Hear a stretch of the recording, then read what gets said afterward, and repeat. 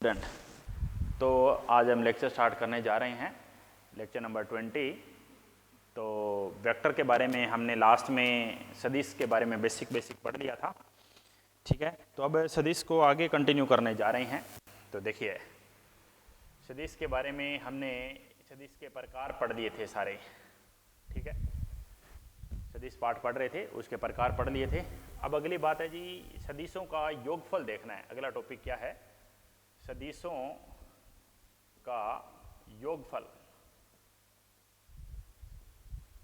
सदिशों का योगफल देखना है जी हमें। सदिशों का योगफल के दो मेथड है। पहला मेथड है जी, वो है ज्यामिति मेथड। ज्यामिति मेथड, ज्यामिति तरीका, ज्यामिति विधि। तो ज्यामिति विधि क्या है, ये देखिए। ज्यामिति विधि में हम वेक्टर को किस तरह से जोड़ते हैं, देखिए। एक मैं यहाँ ले रहा हूँ, एक वेक्टर ए है, एक मैं यहाँ ले रहा हूँ, यहाँ दूसरा वेक्टर बी है। ए और बी दो वेक्टर हैं जी, ठीक है, ठीक है। अब इन दोनों को जोड़ेंगे तो इन दोनों का परिमाण, ए वेक्टर ए और बी ऐसे भी हो सकते थे। इधर वेक्टर ए है, इधर वेक्टर बी है, दो वेक्टर ऐसे भी हो सकते हैं, ठीक है।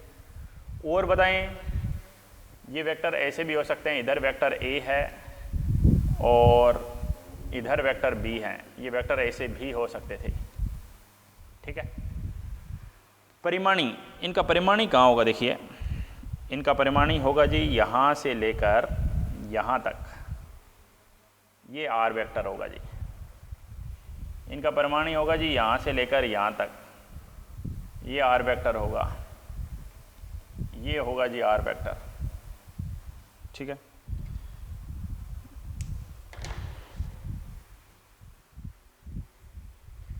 A B vector, A B vector, A B vector, ये वेक्टर आर हो गया, ठीक है। तो अब हम इनसे क्या लिख सकते हैं, हम तीनों से हम एक ही बात लिख सकते हैं कि जो वेक्टर आर है वो vector A plus vector B के बराबर है जी। जो वेक्टर आर है वो क्या है, वो vector A and vector B के बराबर हैं, ठीक है। समझ गए? ए प्लस बी आर के बराबर है, ए प्लस बी आर के बराबर है, ए प्लस बी आर के बराबर है। आप कहोगे तीनों में यही, बिल्कुल, क्योंकि यहाँ से हम तीन आर की लंबाई नहीं निकाल सकते हैं। ये ए है, ये दो नहीं है, परिमाण में नहीं है ये आई जे में। आप ऐसा नहीं कह सकते ये दो है, ये तीन है तो ये पाँच होगा, ना ना ना। ये ज्यामिति विधि है, इसमें परिमाण नहीं निकाल सकते हम, इसमें हम खाली दिशा बता सकते हैं। दो से ज़्यादा हो सकते हैं, जैसे इधर वेक्टर ए है, इधर वेक्टर बी है, इधर वेक्टर सी लेता हूँ, इधर कोई मैं वेक्टर डी लेता हूँ, ठीक है। और इधर मैं कोई वेक्टर ई लेता हूँ और इधर मैं कोई वेक्टर एफ लेता हूँ। तो अब क्या होगा, देखिए। सबसे पहले इन दोनों का रिजल्टेंट आएगा जी, यहाँ पर इन दोनों का रिजल्टेंट आएगा, उसको मैं बोलूँगा R1 वेक्टर है ये, R1, ठीक है। R1 क्या होगा, R1 क्या होगा बताओ? R1 होगा जी ए और बी का योगफल, होगा कि नहीं बताओ? ये R1 वेक्टर है। अब अगर मैं यहां से यहां लूं, यहां से यहां लूं तो ये होगा जी R2 वेक्टर। तो R2 वेक्टर क्या होगा जी? R2 वेक्टर होगा R1 प्लस सी, R1 प्लस सी होगा जी। R1 का मान लिख सकते हो, R1 का मान क्या है? A plus B. R1 का मान है A प्लस बी प्लस में C, ठीक है। अब मैं बात करता हूं R3 वेक्टर की। R3 वेक्टर क्या है? R3 वेक्टर है जी, यहां से है, ये है जी R3 वेक्टर। तो R3 वेक्टर क्या होगा? R2 plus D, R2 plus D. R2 क्या है? A plus B plus C, A plus B plus C, ये है जी R2, A plus B plus C ये R2 है, प्लस में D कर दिया, ठीक है जी। ये R3 सदिश हो गया, सदिश बोले, वेक्टर बोले। अब मुझे R3 के बाद अब मुझे वेक्टर F निकालने जाना है। तरीका क्या होता है इसका, देखो दिस प्लस दिस, ये फर्स्ट पॉइंट से लास्ट पॉइंट की तरफ होता है, एक तरह से विस्थापन बोल सकते हो आप इसको, ठीक है। देखो मैं आपको एक बात बताऊं, ये इधर है, ये इधर है, तीसरा अगर यहाँ से आए तो, अगर ये यहाँ से यहाँ हो जाए तो जहाँ से चले थे घूम फिर कर वापस वहीं आ गए। इसको मैं R बोलूँ तो क्या, ये इसको A बोलूँ तो क्या बोलोगे, A प्लस B, अगर इधर होता तो R हो जाता, लेकिन ये तो इधर है तो प्लस R किसके बराबर कर दोगे, 0 के बराबर। तो R का मान आ जाएगा जी minus A minus B, minus of A plus B, ये R का मान आ जाएगा, ठीक है, समझ गए। तो यहाँ पे ये देखो R3 इधर, E इधर, लेकिन F उनके विरुद्ध है, तो F क्या होगा, F का मान ले लीजिए। तो F क्या होगा, देखो F होगा R3 plus E, R3 plus E, R3 का मान, R3 का ये मान होगा जी A plus B plus C plus D, ABCD, ये किसका मान है, ये R3 का मान है, ABCD। R3 में क्या जोड़ दें, E जोड़ देते हैं, तो क्या मिलेगा, तो F का मान होगा जी A plus B plus C plus D plus E, ABCD, ठीक है, ABCD, ये F का मान होगा जी। यानी हम डायरेक्ट बोलें ये इधर, ये इधर, ये इधर, ये इधर, ये इधर, और ये विरुद्ध आया था। जो एक विरुद्ध आता है वो सब के बराबर होता है। जिस तरह फिल्म में होता है ना, 100 गुंडे भाग के आते हैं और एक हीरो सामने जाता है, तो उन 100 को जोड़ दो और वो एक हीरो उनके बराबर होता है, वही बात है। ABCD E इन सबको जोड़ दिया, F उनके अकेला उनके बराबर है। बात समझ गए, ठीक है जी। ये ज्यामिति विधि है। तो अगली विधि पे जा रहे हैं। अगली विधि क्या है, देखिए ज्यामिति विधि में मैं आपको एक चीज और बताता हूं जो आगे हमें चल के काम आएगी।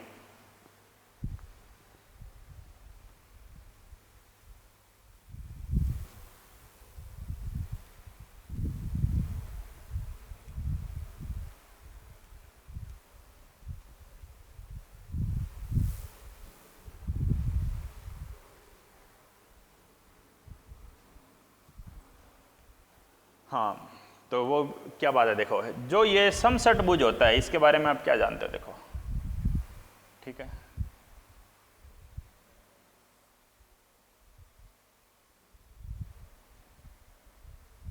जो समषटभुज होता है ये क्या होता है, देखो यहाँ से इधर इधर इधर इधर और इधर, ठीक है। तो समषटभुज की विशेषता क्या होती है मैं आपको बताऊं, समझिए।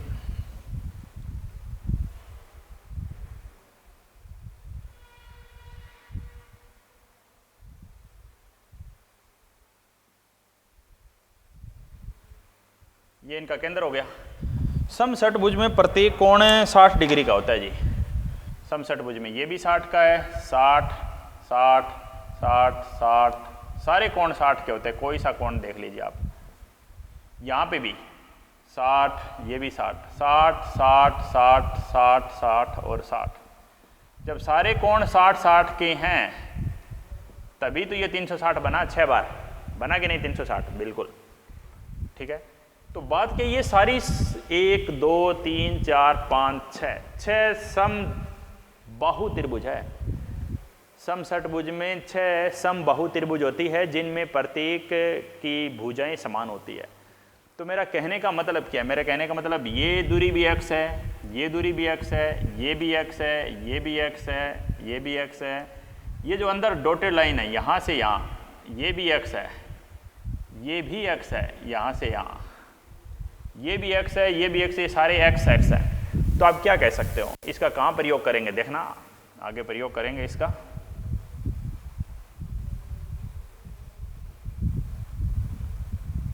ऐसे ऐसे है ये, ठीक है। तो मैं कहूँ देखिए ये है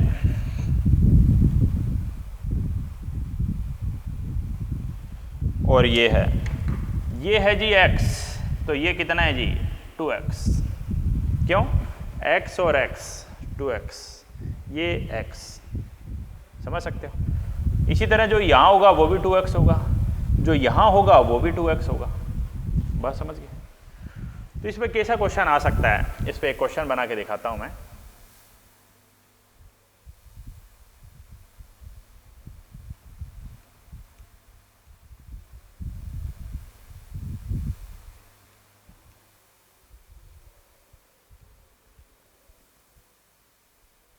ठीक है, देखो क्वेश्चन क्या है। क्वेश्चन ऐसे आ सकता है, यहाँ से यहाँ डॉटेड लाइन कह देगा ये सदिश A है, ये सदिश B है, तो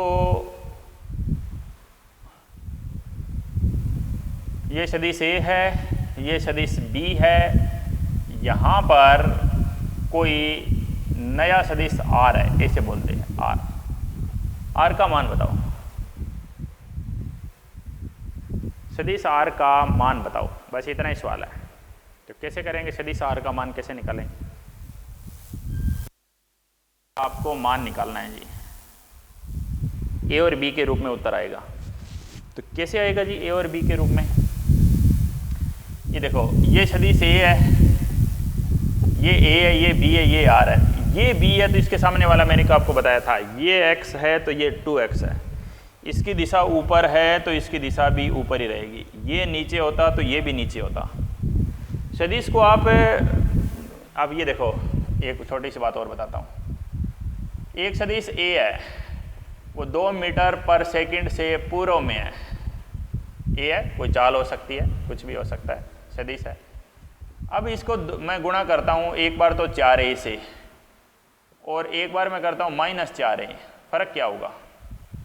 4a से मैं गुणा करता हूँ तो एक ही जगह मैं 2 लिखूंगा, ये आएगा जी 8 मीटर पर सेकंड से पूर्व में। मैं इसको -4 से गुणा करता हूँ तो ये क्या आएगा बोलो? तो ये आएगा जी -8 मीटर पर सेकंड पूर्व, यानी बोलूँ तो 8 मीटर पर सेकंड माइनस पूर्व, नेगेटिव पूर्व। और पूर्व का नेगेटिव क्या होता है बताओ? पूर्व का अगर हम विपरीत करेंगे तो क्या हो जाएगा जी? पश्चिम। समझ गए? भी किसी सदिश को आप प्लस से गुणा करते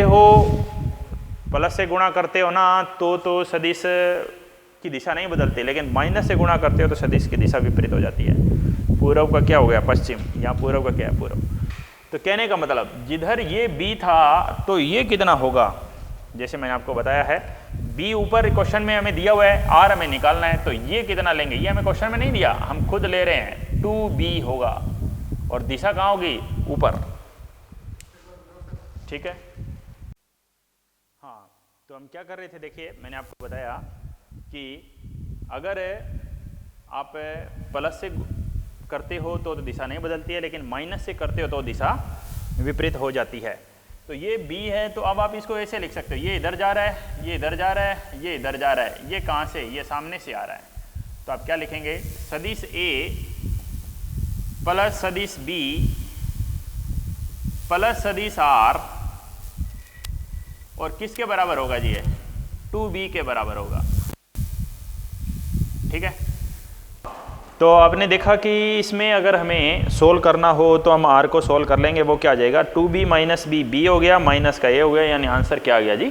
B माइनस A आ गया। ठीक है, तो अगला पॉइंट क्या है? अगला पॉइंट ये है कि नेक्स्ट पॉइंट देखिए क्या है।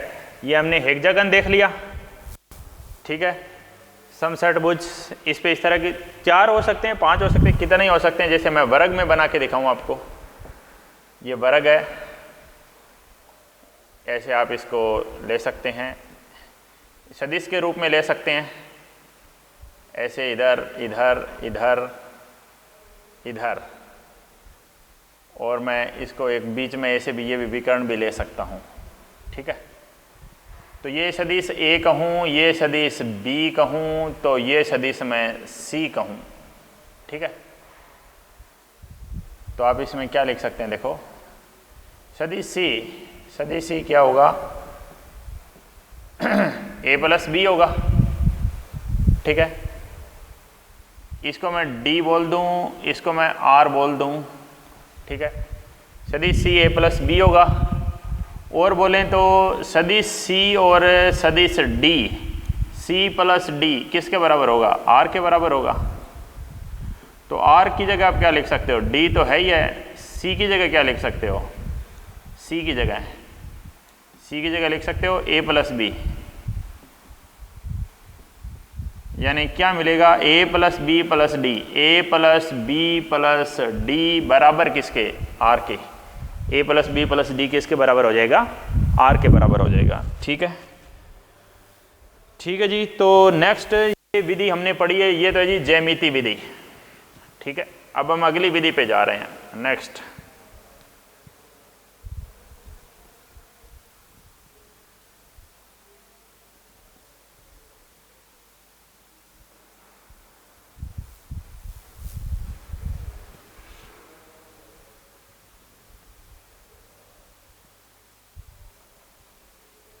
अगली विधि क्या है, अगली विधि पे अगर हम जा रहे हैं तो वो पॉइंट है वो देखेंगे आप। नेक्स्ट विधि है जी गणितीय विधि।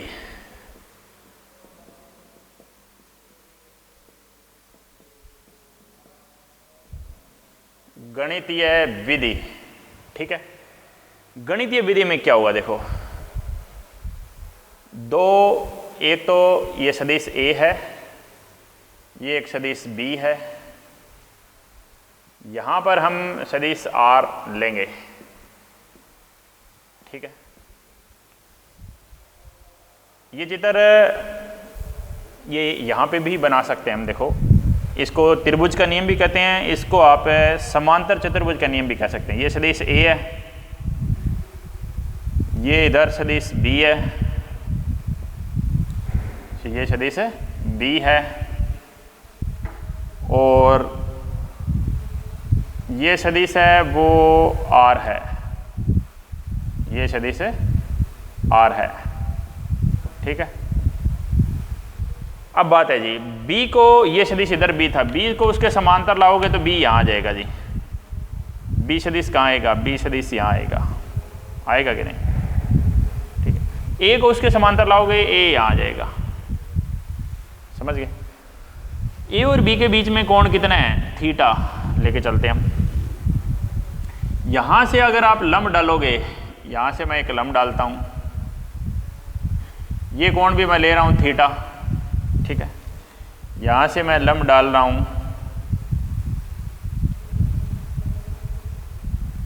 ये कोण भी मैं थीटा ही है, ए और बी के बीच, आपको पता है भाई। आगे बढ़ा दें तो कोण है, आपको बताया था कोण हमेशा, एक बात का ध्यान रखना, कोण हमेशा सदिशों के पूंछों के मध्य बनता है। एक सदिश ये है, दूसरा सदिश ये है, या बोलूं एक सदिश इधर है और एक सदिश इधर है।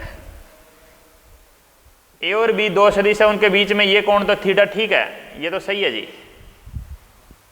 और अगर आप इसको आगे बढ़ाओगे, ये कोण गलत है, ऐसा कोण नहीं हो सकता। तो इसको बताऊं कैसे करें, इसको आप ऐसे करें, सदिश ए इधर था, सदिश बी इधर था, अब ये कोण नहीं हो सकता क्योंकि यहाँ पे एक का तो सिरा है और बी की क्या है, पूंछ, ए का सिरा बी की पूंछ, तो ऐसे नहीं हो सकता। तो अब इसको यह करो, बी तो जहां पर था वहीं रखो, बी तो इधर ही था, ए को पकड़ के खींच लो, ए पहले यहां पर था, अब ए यहां पे आ गया, तो ये कोण होता है जी। कोण हमेशा सदिशों की पूंछों के मध्य होता है, इसलिए हमने इसको आगे बढ़ा दिया, ये कोण थीटा है। ए और आर के बीच में जो कोण है, ए और आर के बीच में जो कोण है, उस कोण का नाम है जी अल्फा। ए और आर के बीच में जो कोण है, उस कोण का नाम है अल्फा, और ये है आर, परमाणु सदिश।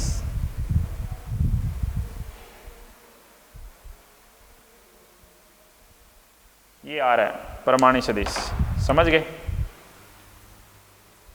अब हम इन दोनों पे काम करते हैं, तो देखो क्या काम है।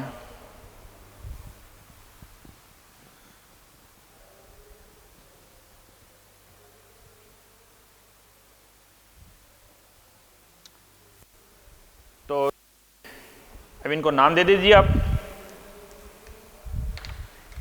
इसको नाम देते हैं ए, इसको नाम देते हैं बी, इसको नाम देते हैं सी, इसको नाम देते हैं ए, इसको नाम दे देते हैं बी, इसको नाम दे देते हैं सी, इसको नाम दे देते हैं डी, इसको नाम दे देते हैं डी।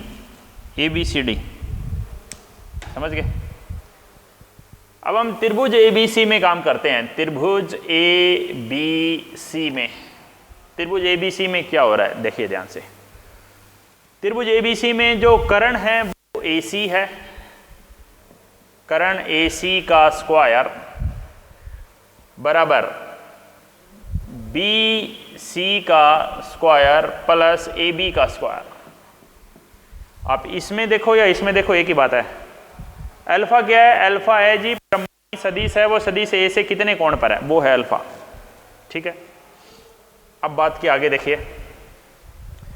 अगर आप इस छोटी त्रिभुज में काम करते हैं, छोटी त्रिभुज, त्रिभुज बी सी डी में अगर आप काम करते हैं, त्रिभुज बी सी डी में काम करते हैं, तो हमें निकालना है जी एक तो B C upon D C, B C लंब अपॉन डी सी कर्ण, लंब बटे कर्ण साइन थीटा। बी सी का मान आएगा डी सी गुणा में साइन थीटा, और डी सी की जगह मैं लगा सकता हूं B sine theta. D C की जगह मैं लगा सकता हूं बी साइन थीटा। ठीक है, दूसरा बात करें, बी सी की जगह मैं बी डी ले लेता हूं, B D upon D C, B D आधार बटे कर्ण कोस थीटा। बी डी बराबर साथ में कौन आएगा जी, साथ में आएगा जी D C, D C, D C की जगह कौन आएगा जी, डी सी की जगह बी आएगा, तो ये आएगा जी B cos theta. B D बराबर बी कोस थीटा। तो देखो फार्मूला क्या होगा, ए सी की जगह आप लगाएंगे आर, ठीक है, B C B sine theta का स्क्वायर, ए बी की जगह आप क्या लिख सकते हैं बताओ, ए बी की जगह A D plus D B, A D plus D B, यानी सदिश ए प्लस में बी डी या डी बी एक ही बात है, बी कोस थीटा। परिमाण में तो बराबर ही है। ये बना जी। अब इसको ओपन करने जा रहे हैं, बस इसको ओपन करेंगे तो क्या मिलेगा देखो, B square sine square theta. इसको ओपन ध्यान से करना, ये ए प्लस बी का होल स्क्वायर है, ए प्लस बी का होल स्क्वायर क्या आएगा, A square plus B square, A square plus B square plus 2ab, B ये पूरा है, समझ गए। तो अब क्या करिए, बी स्क्वायर कॉमन ले लीजिए, अंदर बचेगा साइन स्क्वायर और कोस स्क्वायर। बी स्क्वायर आपने कॉमन लिया तो अंदर आ गया साइन स्क्वायर थीटा प्लस में कोस स्क्वायर थीटा, आ गया जी साइन स्क्वायर और कोस स्क्वायर, प्लस में ए स्क्वायर प्लस में 2ab कोस थीटा। ठीक है, B square sine square plus cos square 1 plus A square plus में 2ab कोस थीटा, यानी क्या फार्मूला मिला, A square plus B square plus 2ab cos theta is equal to R का square. Final R क्या आएगा, final are आपको लेना हो तो आर का इधर परिमाण आएगा जी, इधर रूट लग जाएगा, ये सारे परिमाण में आएंगे सब, ए के परिमाण का स्क्वायर, बी के परिमाण का स्क्वायर प्लस 2a का परिमाण, बी का परिमाण कोस थीटा। ठीक है, तो हमें एक फार्मूला मिला यहां पर परिमाणी सदिश का। क्या फार्मूला मिला, मैंने डेरिवेशन बताया, हालांकि प्रयोग में हमारे ये फार्मूला ही आएगा। क्या फार्मूला है, ए के परिमाण का स्क्वायर बी के परिमाण का स्क्वायर 2 गुणा ए का परिमाण बी का परिमाण कोस थीटा। याद रखना है फार्मूला। अब ये तो आया जी परिमाणी का परिमाण, परिमाणी सदिश का परिमाण है ये, इसका नाम क्या है?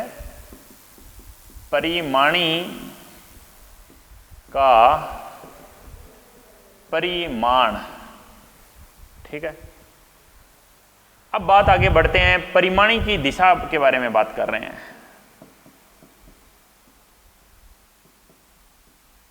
परिमाणी की दिशा, परिमाणी की दिशा क्या होगी? तो देखो, परिमाणी की दिशा के बारे में बात करें तो वो आएगा जी टेंजेंट अल्फा।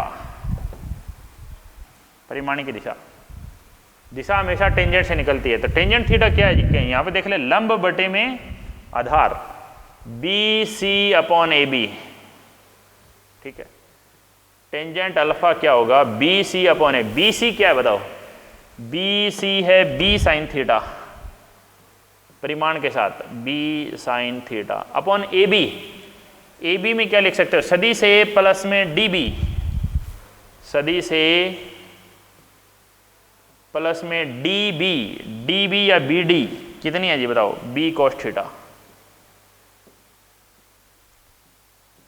ये फार्मूला आया जी टेंजेंट अल्फा का, ये है परिमाणी की दिशा, परिमाणी की दिशा टेंजेंट अल्फा। ये दो फार्मूले हैं जो हमारे काफ़ी काम आएंगे बार बार। तो देखो मैं बताता हूँ दोनों फार्मूलों को।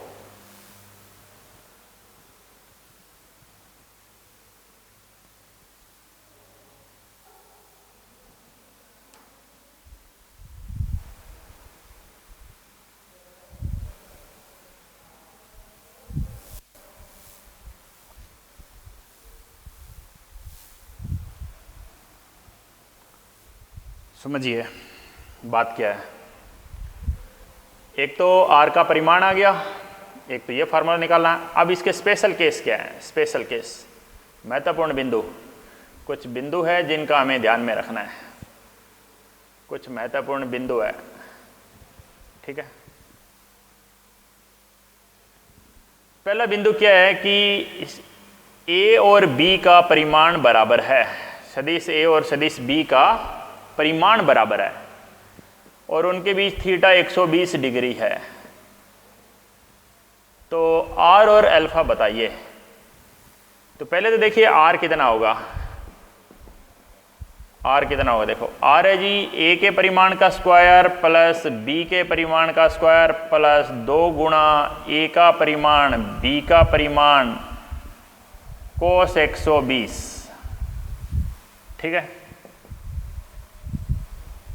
ए का परिमाण तो ए का परिमाण है, बी की जगह क्या लगा सकते हो? बी की जगह ए लगा सकते हो।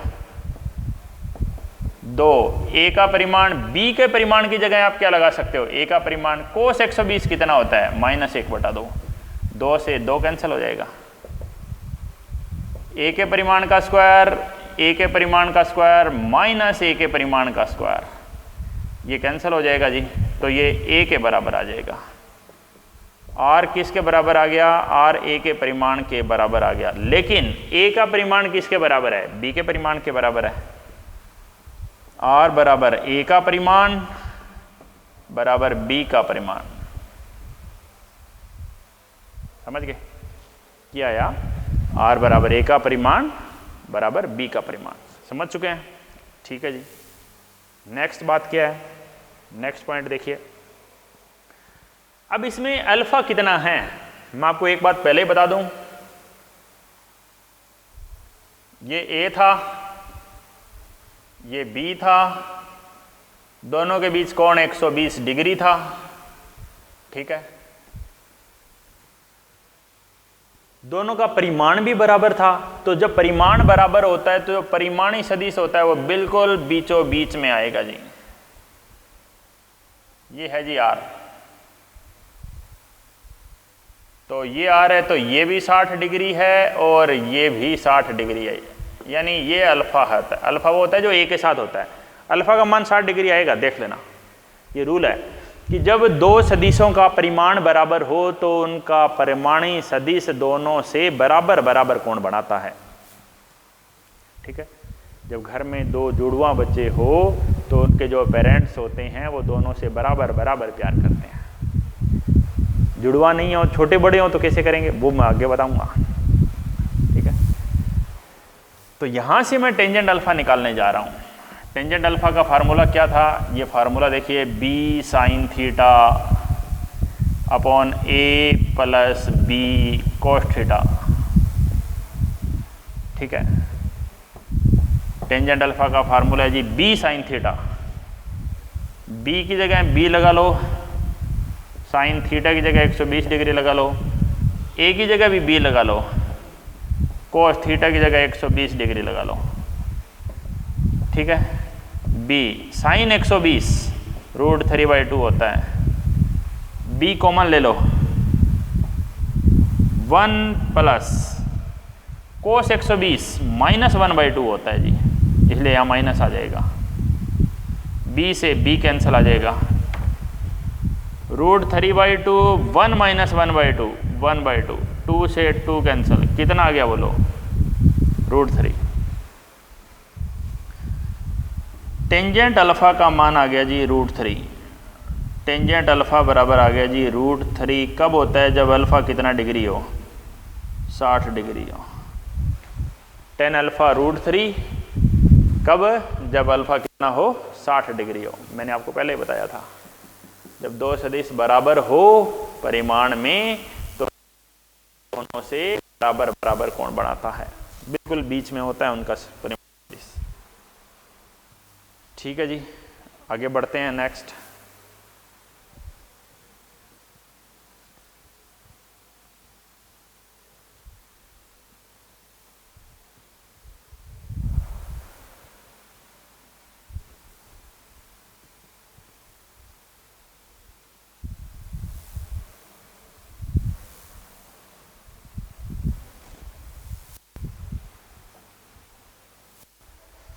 नेक्स्ट बात देखिए, कोई और ले सकते थे हम, दूसरा पॉइंट मैं लेता हूं। परिमाण बराबर तो ले लिया, परिमाण छोटा बड़ा होगा तो क्या करना होगा, तो इस पर भी मैं एक नोट लिखवा देता हूं जो हमें समझ में आएगा कि देखो कि ये दो सदिश हैं जी, सदिश ए और इधर है जी सदिश बी, उनके बीच में उनका परिमाणी है जी कहीं पर, ये मैं परिमाणी आर ले लेता हूँ। परिमाणी ने ए के साथ जो कोण बना रखा है वो θ1 है, और परिमाणी ने जो ए के साथ कोण बना रखा है वो θ1 है, ठीक है जी। परिमाणी ने ए के साथ जो कोण बना रखा है वो θ1 है, और परिमाणी ने बी के साथ जो कोण बना रखा है वो θ2 है, ठीक है जी। अब बात यह कि ए का मोड और बी का मोड, दोनों का मोड ले लेते हैं, तो यहाँ से भी कोण आ जाएगा जी θ1 और θ2, ठीक है। अब मैं ये कहूँ कि ए का परिमाण और बी का परिमाण, ए का परिमाण मैं कहूँ ज़्यादा है, ए का परिमाण ज़्यादा है, तो ए ने जो कोण बनाया है वो कोण कम है, ये रूल है। अगर ऐसा हो जाता कि ए का बी का परिमाण ज़्यादा है, बी का परिमाण ज़्यादा है, तो जो बी का कोण क्या था θ2 वो कम हो जाएगा। जिसके पास परिमाण ज़्यादा है उसके पास कोण कम है, ये थी दूसरी बात। घर में एक बच्चा छोटा है एक बड़ा है, तो जो पेरेंट्स हैं वो छोटे वाले से ज़्यादा प्यार करते हैं, बड़ा कोण बनाते हैं उसके साथ। परिमाणी सदिश हमेशा छोटे वाले से बड़ा कोण बनाएगा और बड़े वाले से छोटा कोण बनाएगा, ये समझने के लिए है, वैसे ऐसा होता नहीं है, ठीक है, ये जैसा हम समझ सकते हैं, ठीक है। कहीं घर पे कह दो कि हाँ आप हमें कम प्यार करते हो ज़्यादा प्यार करते हो, ऐसा नहीं है, ठीक है, पेरेंट्स बराबर ही प्यार करते हैं सबसे। तो नेक्स्ट बात क्या थी, नेक्स्ट बात ये थी कि जी अब इस पे क्वेश्चन लेते हैं। क्वेश्चन क्या है, क्वेश्चन समझिए। क्वेश्चन है कि दो सदिश, ये क्वेश्चन से समझते हैं, दो सदिश ए तथा बी का परिमाणी सदिश, ए तथा बी का परिमाणी सदिश, ए तथा बी का परिमाणी सदिश आर सदिश ए के लंबवत हैं,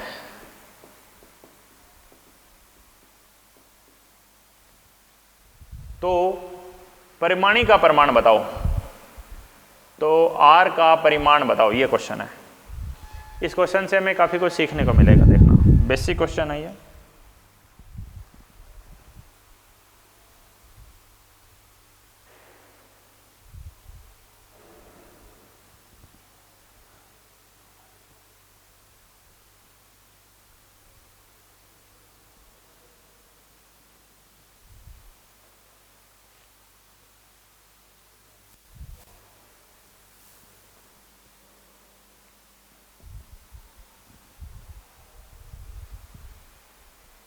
दो सदिश ए और बी का परिमाणी सदिश आर है, सदिश ए के लंबवत है। समझिए बात को, इधर सदिश ए था, उसके लंबवत हैं जी आर, यार उसके लंबवत है। जब आर इधर है तो बी कहाँ होगा जी? बी इधर तो होने से रहा, बी यहाँ कहीं होगा जी। बी सदिश है वो यहाँ कहीं होगा, सदिश ए है, सदिश बी है, आर है, डेफिनेटली इधर होगा। क्यों? क्योंकि बी आर है वो उनके बीच में हो सकता है, बाहर नहीं हो सकता। ये कौन आपको बोल रहा है जी? परिमाणी सदिश आर है, सदिश ए के लंबवत है, यानी ये 90 डिग्री का कोण है। ये बात हमें पता चल गई है। ए और आर के बीच में कोण कौन सा होता था? अल्फा। अल्फा का मान 90 डिग्री दिया हुआ है। तो देखिए सबसे पहले क्या करते हैं, टेंजेंट अल्फा का फार्मूला लगाओ। क्या फार्मूला था? B sine theta. अभी तो हमें थीटा भी नहीं पता, ये थीटा कितना है। थीटा ये है जी, ये जो पूरा ये थीटा है, देखो जो यहाँ पर आपको दिखाया गया है, ये जो रेड पेन से पूरा कोण, ये कोण थीटा है, ठीक है। तो समझिए tangent alpha B sine theta upon A plus B cos theta, ठीक है। टेंजेंट अल्फा की जगह 90, टेंजेंट 90 कितना होता है बताओ? इनफाइनाइट। इनफाइनाइट को कैसे लिख सकते हो? 1/0 बराबर क्या? B sine theta upon A plus B cos theta. आर पार गुणा करो, mod A plus mod B cos theta, mod A plus mod B cos theta को किसके बराबर कर देंगे? 0 के बराबर कर देंगे, ठीक है। तो ए की वैल्यू आ जाएगी जी माइनस बी कोस थीटा के, और कोस थीटा आ जाएगा जी माइनस ए अपॉन बी। अब ए और बी का कोई मान ले लेता हूं मैं, किसी एक को बड़ा कर लेते हैं। क्वेश्चन में आपको दिया गया है, क्वेश्चन में क्या दिया गया है? दिया है ए का परिमाण ले लेता हूं 1, बी का परिमाण ले लेता हूं 2। बी को बड़ा लेके चल रहा हूं मैं, बी बड़ा है ए से, बी है वो ए से बड़ा है।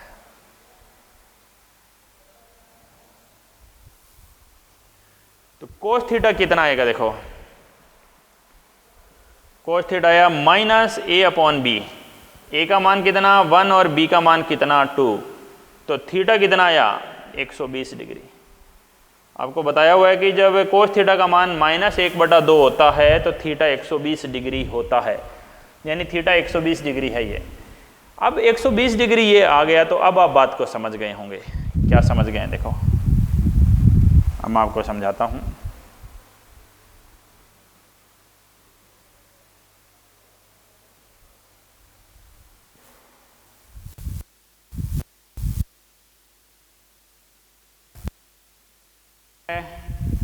ये b है, 90 है, पूरा 120 है, तो बचा कितना? 30। 90 और 30 120। कौन बड़ा था? इसको मैं बोलूँ ये θ1 लेते हैं, ये θ2 लेते हैं। देखो यहाँ पर θ1 a के साथ, θ2 b के साथ, b के साथ। तो आप देखिए b का परिमाण ज़्यादा है, b का परिमाण ज़्यादा है,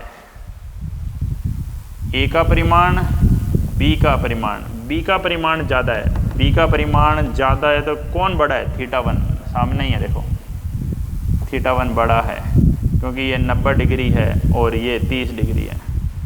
θ1 बड़ा है θ2 से, समझ गए? यानी जो ये b वाला क्या था? बड़ा था, ए वाला क्या था, ये छोटा है जी। बड़ा सदिश ने छोटा कोण बनाया और छोटे सदिश ने बड़ा कोण बनाया। किसके साथ? परिमाणी के साथ, ये याद रखना है। अब आपको क्या निकालना था, ये बात तो क्लियर हो गई। अब आपको आर का परिमाण निकालना था, तो आर का परिमाण तो आ ही जाएगा जी। आर का परिमाण जब थीटा ही आ गया तो आर का परिमाण तो कुछ नहीं, फिर फार्मूला लगा दो, mod A square mod B square 2 times of mod A mod B cos theta.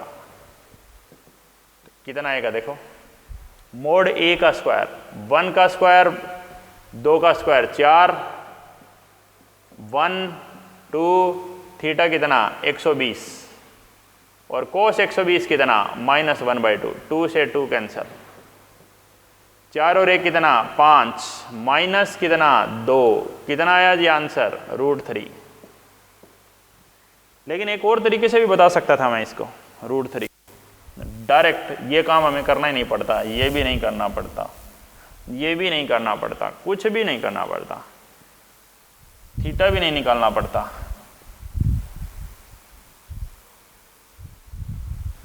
Direct करना होता, सिर्फ आर निकालना है जिसे।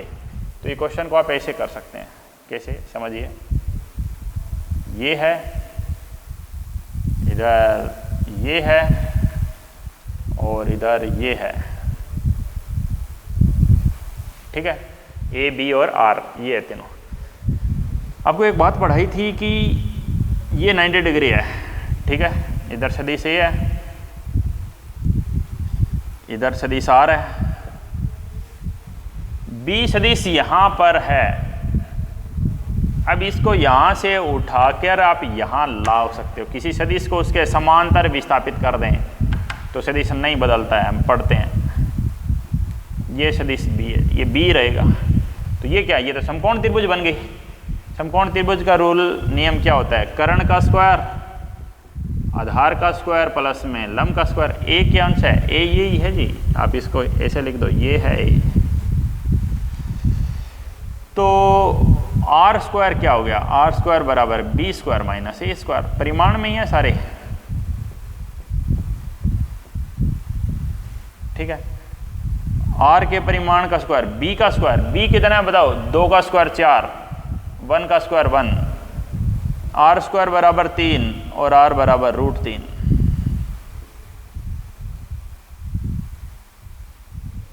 और यहां से भी तो √3 ही तो आया था, बात समझ गए। तो ये आज मैंने आपको बताया है योगफल में, बेसिक बात बताई है, ठीक है। आगे बढ़ते हैं, नेक्स्ट देखो।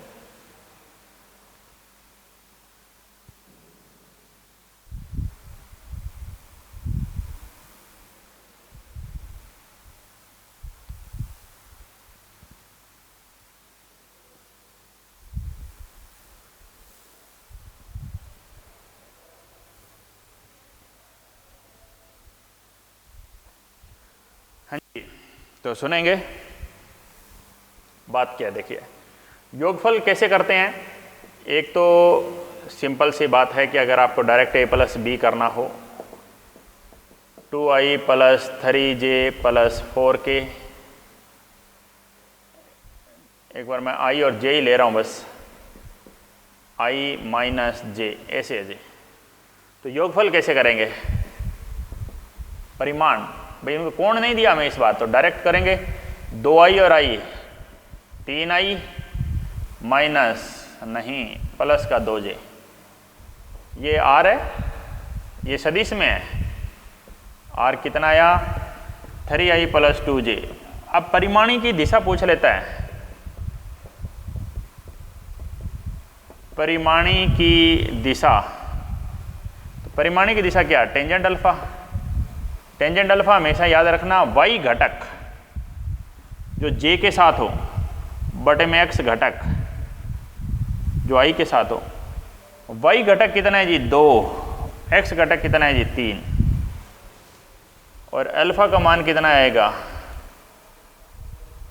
अल्फा का मान कितना आया, टेंजेंट इनवर्स 2/3। यहाँ से इसे दिशा आ सकती है, ठीक है। जैसे आपको ऐसे बोल दे कि छोटे छोटे क्वेश्चन बता रहा हूँ, देखो अलग अलग सदिश लेके इधर बोल दे 5i 3i 6j 2j, ठीक है। हालांकि ये माइनस के हैं, विपरीत दिशा में। परिमाण बताओ इसका, परिमाण कैसे निकालोगे इसका? इसको पहले तो सही से बनाएं।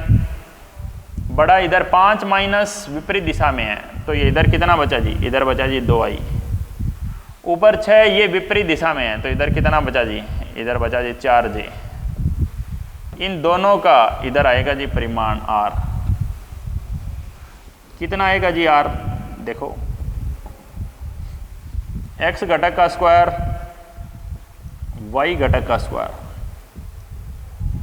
4 का स्क्वायर 16, 2 का स्क्वायर 4, 16 4 20 का वर्गमूल, जिसको आप आगे लिख सकते हो 4 पंजे 20 यानी 2 वर्गमूल 5। एक ये तरीका है, ठीक है। और योगफल में आप एकांक सदिशों का योगफल कर सकते हो। क्वेश्चन क्या है? दो एकांक सदिशों का योगफल एक एकांक सदिश है। दो एकांक सदिशों का योगफल एक एकांक सदिश है।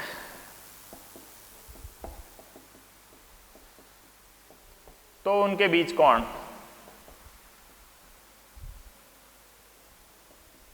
तो उनके बीच कोण कितना होगा? 120 डिग्री होगा जी। जब दोनों सदिश बराबर हों और परिमाणी भी उतना ही हो तो कोण 120 डिग्री होता है। देखो दो एकांक सदिशों का योगफल एक एकांक सदिश है। दो एकांक सदिश है जी, मैं लेता हूं ये पहला एकांक सदिश है, ये दूसरा एकांक सदिश है। उनका परिमाणी है r, वो भी एक क्या है?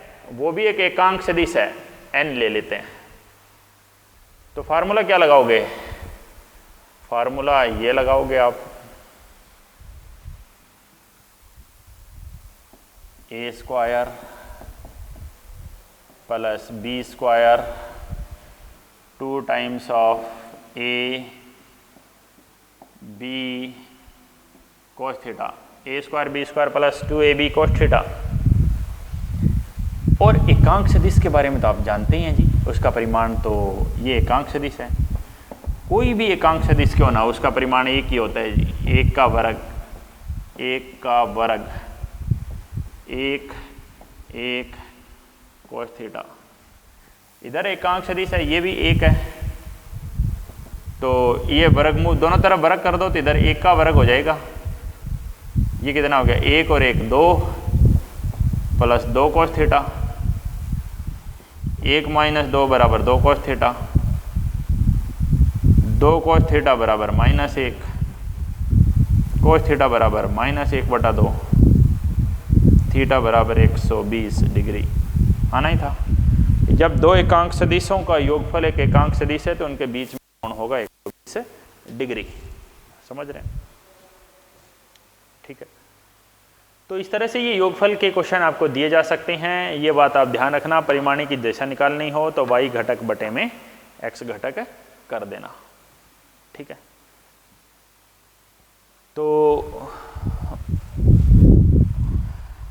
जो छोटी छोटी बातें हैं इसके अंदर, मेन तो वही आपको ध्यान रखनी है कि एकांक सदिश i j k कैप है। i का मतलब x दिशा, j का मतलब y दिशा और k का मतलब z दिशा। ठीक है। तीनों एक दूसरे के लंबवत होते हैं। विपरीत दिशा में लेके जाओगे तो वो माइनस में चले जाएंगे, minus i minus j minus k। ठीक है। अब जैसे मान लेते हैं इस सवाल में अगर इधर 5 की जगह 8 होता तो,